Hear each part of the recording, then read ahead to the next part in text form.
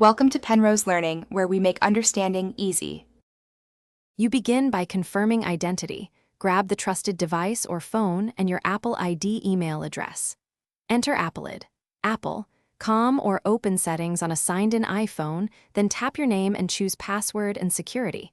If you have a recovery key, keep it visible.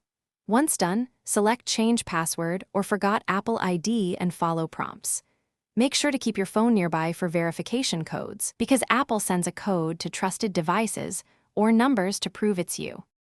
You'll now verify ownership using the method offered. Accept the verification pop-up on a trusted iPhone or enter the SMS code sent to your trusted number. If you can't access any trusted devices or numbers, start account recovery. This may take days. Provide a reachable contact number and watch for status updates. Once verified, enter and confirm a new strong password.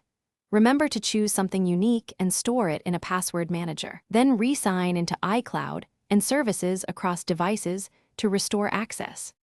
You finish by signing back into iCloud, iMessage, FaceTime, and the App Store on each device using your new password. Make sure sync resumes. Once done, update saved passwords in your manager and log out of any unauthorized sessions. If recovery stalls, try again or use your recovery key if you created one. This bypasses waiting. If problems persist, contact Apple support and provide the recovery case ID you received. That single troubleshooting tip often speeds resolution and prevents repeated delays. Thanks for watching. If this was helpful, leave a like and consider subscribing. See you next time.